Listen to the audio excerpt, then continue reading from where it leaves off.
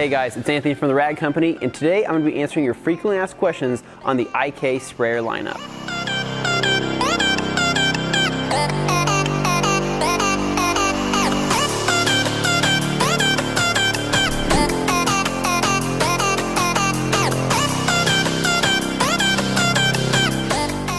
So you may have seen these IK sprayers have been blowing up on social media. They've been spreading like wildfire across... Yeah, that's cool and all, but I've got some questions.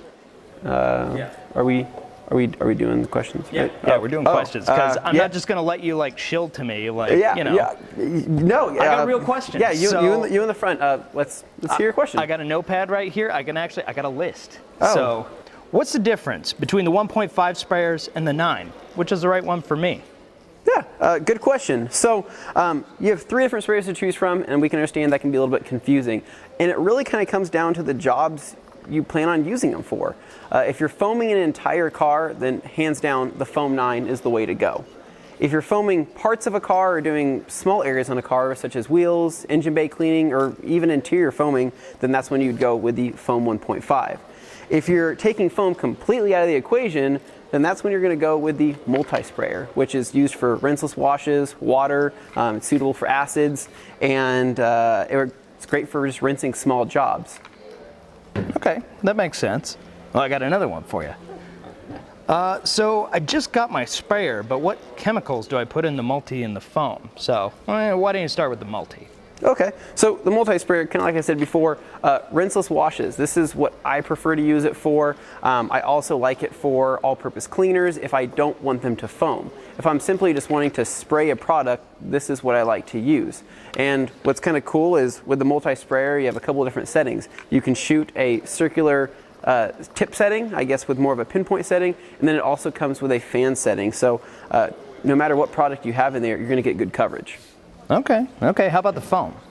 So putting foam into the equation, this is where you get to start having a little bit more fun. And this is where your chemical lineup can really benefit from. So you can do everything from all-purpose cleaners, you can do car wash soap, you can do iron decontamination products, and you can also do interior cleaners. Basically anything that you would want to foam. Okay, so I got another question for you. Yeah.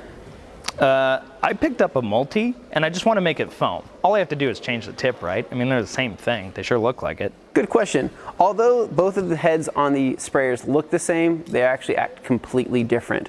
The foamer was meant to produce foam because it has a different PVC tubing in there with a nozzle attachment, whereas this is a straight through PVC pipe that goes right into the head itself. And this will not foam, essentially. You could put as much product inside here as you want and pump it as many times as you want. It will not foam. This was not meant to foam. Only the IK Foamer 1.5 was. So you're saying they're actually different on the inside because they look really similar. Correct. If you were to open this guy up right here, as an example, you're going to have a tube that attaches to a colored tip, which determines the type of foam you have. On the multi-sprayer, that tube will actually go all the way through to the hard plastic case itself, not being able to atomize the product inside it, creating the foam. Okay. Well, I guess that makes sense, because I tried changing the tips and it didn't work out. Yeah, I don't think that it'll work like that. So it's not the tip that does it, really? No. Okay, so I got another question. You've been doing good so far, but maybe I'll trip you up with this next one. We'll see. All right, so do I need to dilute my chemicals? Because I don't know what the ratios are. I mean, I see the bottles, and I know what it says on the bottle of the products I buy, but maybe it's different with the IK sprayers? Absolutely. So dilution is extremely, extremely important when it comes to producing foam with the foamers. When it comes to the multi, not so much, because this will shoot most liquids unless it's some type of gel chemical you're using.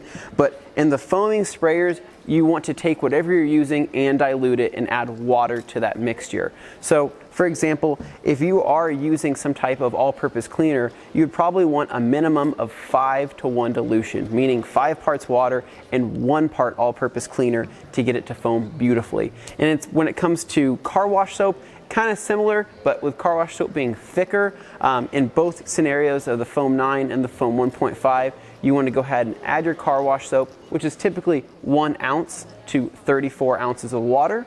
And then after that, you're going to want to take some type of spoon or stick, or something you have lying around, and actually mix in the soap into the sprayer. And that way, it kind of spreads evenly and it doesn't get clogged up. Okay, so that explains why it wasn't working when I just poured in like straight car wash soap. It didn't work. Yeah, you definitely need to add water to that mix, and you really, when it comes to the foamers, less is more. And I always tell people to start with the least amount and then work your way up. And as you increase the product, you'll increase the thickness of the foam, but oftentimes the more you increase the thickness of the foam, the harder time it's going to have coming out of the sprayers. I mean, that makes sense. My big thing was I just wanted a lot of foam, so I was thinking, you know, you put more in there, you get more foam out, right? Yeah. But there's a limit. There's a limit. There's a fine line, which isn't really so fine. It's kind of a thick line, and that's where basically you need water and you need airspace, because these are pressure sprayers. You need to create that pressure in order for it to foam and lay out nice, even foam. You don't want something coming out as shaving cream and creating blobs of foam on the car. All right, so I got another question that ties kind of into that, because you're talking about pumping it up. Yeah. Well, I mean, yeah, so it doesn't have batteries, so you pump it, but how many pumps does it take? I mean, there's got to be a number of pumps, right, that you can count to and that's it? Unfortunately, there isn't a set number of pumps, and I try to tell people that it kind of depends on the product that you're putting inside here. I feel like some products are thicker than others, and you really do have to pump it to get it to foam properly or spray out properly. Now, as far as the number goes, I can't give you a number, but what's really nice feature about all three of these sprayers is they have an automatic pressure release valve. Once you've reached that maximum pressure, they will actually release air on their own, letting you know that you've pumped to the max. Oh, so I'm not like gonna blow it up or anything? No, not at all, not at all. It has a safety feature on here to release air so you won't harm yourself or anybody else around you, and you can easily just pull up on that to release any pressure that you have in case you don't feel safe. Makes sense, I can do that. Okay, cool. Well, I still got more questions. You're not off the hook yet. Of course. All right, so my sprayer isn't working. What do I do? Okay, that's a good time to start troubleshooting and maybe see what the problem is. Now, a good place to start is making sure that you've pumped up enough pressure, making sure that you've pumped until the pressure release valve, like we said in the previous question, releases, so you know that it's fully pressurized. Now, if it is fully pressurized and the product you're shooting out is kind of drizzling out, or it's really thick and it's not quite spraying out properly on on all three situations, that's when you want to check your dilution ratios. You might have a product in there that's way too thick, or you need to dilute it more. Don't overfill these things. If you're filling it to the top of the sprayer, you're not leaving enough room for air to build that pressure. Okay. So with no room for air, it won't spray out. Now I remember you said that. Yeah, I think I just had it overfilled or something. No problem. All right, so I got another question for you. I know, I'm just full of them today, but I figured I'd ask because I got you here. So yeah, I'm here. Let's hear it. All right. So I actually bought the whole 3-pack, but I was going to ask this about the 1.5 foam. Okay. So I was using it, and it didn't spray for very long. I'm just trying to figure out if I did something wrong. Yeah, good question. So the 1.5, both 1.5 foamers were not meant to wash an entire car. Well, okay, hold on. You're telling me that something the size of a thermos isn't going to cover a whole car? I mean, you can, but you're going to be filling it up a few times, and you're definitely going to be pumping a lot. If you want to foam an entire car or wash the whole car, then definitely go with the larger foam 9. Oh, good thing I got that then, too. Yeah, for smaller areas such as wheels or engine bays, interiors, things like that, then definitely go with the 1.5 or the 1.5 multi. Now, when it comes to the 1.5 multi, you're typically going to get enough spray or enough pressure, enough product to spray the length and width of a car door. Any more than that, then you're going to be pumping it up more and you're going to be filling it up more. So if you're using your foam 1.5 and you're only getting a couple seconds of use out of it before you have to pump it up again, you may want to go back and check your dilution ratios. Now, if it's only spraying for a couple seconds, it could mean that it's too thick, or it could mean that maybe you didn't pressurize the canister enough. So maybe add less product, a little bit more water, make sure not to overfill it, and then make sure to pump it up to max pressure, and you should be able to get the length and width of a car door, and maybe then some. I have the 3-pack, right? So I got all 3 there in a bundle. Yeah. And my 1.5 foamer, it's got a yellow tip on it. Yours has a purple. So did I get the wrong one, or what's going on there? Good question. So for the foam 1.5, they came with 2 different color tips from the factory. However, they do not impact the performance of the foamer at all whatsoever. All it is actually just a different color. So you either got a yellow tip or you got a purple tip, and that's it. So they don't like serve a purpose or anything? It's not just a color thing. So if you got yellow, maybe consider yourself lucky, because I've seen more purple go out than yellow. So maybe you got a lucky one. So let's say I want to put acids in my sprayers. I got all three. Is there like certain ones I can put acids into, certain ones I shouldn't? What's the deal?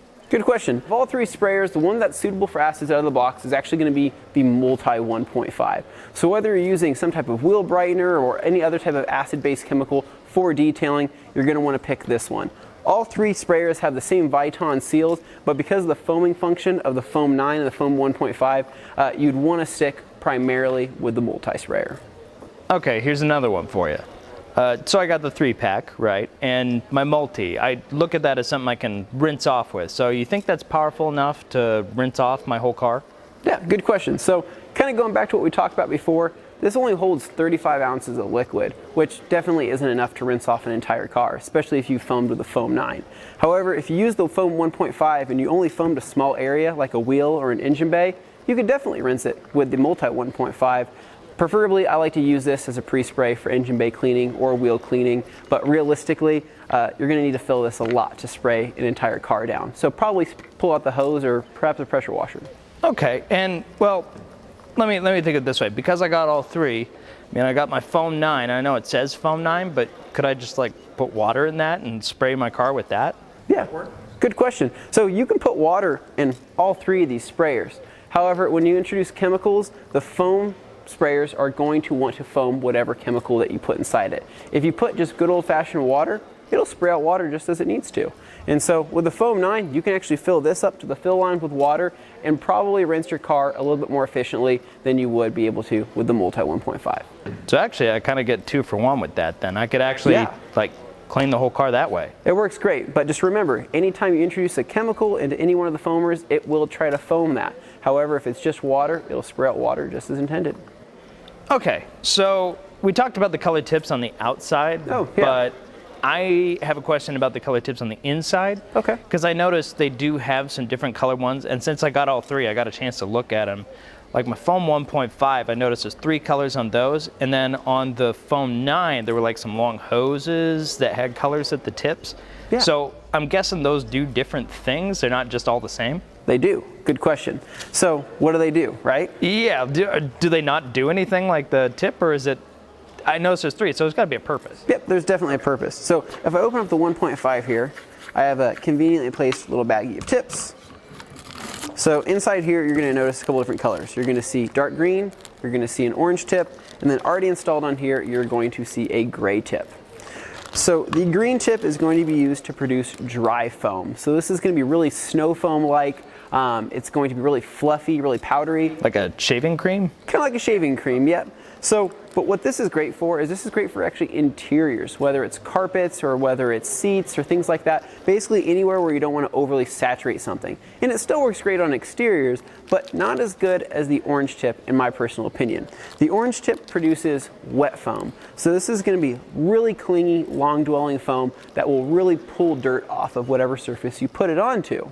Now, somewhere in the middle is going to be the gray tip. So it's not too wet, it's not too dry, it's kind of like that perfect in between. Also included in here is going to be some extra filters for the foamer itself. So on the Foam 9, you actually change the tips out by changing out this entire hose. It comes with 3 hoses total. So you're going to see the black hose, you're going to see the green hose, and then installed in ours here is going to be the orange hose. So kind of same concept. The black is going to replace the gray, like on the 1.5, so this is going to be your standard foam. The green here is going to be your dry foam, and then like I said, already installed in here is going to be my orange tip, which is my wet foam. Now to change these out, you simply undo this tubing right here, and it pulls out the entire tube. Then all you have to do is put the entire tube in, seal it, and you're good to go. So it comes with 3 replacement tubes essentially. Let's say my sprayer starts leaking. I mean, is that going to be something? Is that something that's normal? Is that something I should worry about? What's the deal? So on all 3 sprayers, you always want to make sure you check your fittings and make sure everything is tight. If you're noticing any leaking, then it could be because you need to clean out maybe some of the gaskets that you have on here. The Viton seals sometimes can get clogged with product or any type of chemical that you're putting in, so you want to make sure to pull those off, clean them thoroughly with some warm water, put them back on and tighten them up. Just make sure all areas are tightened.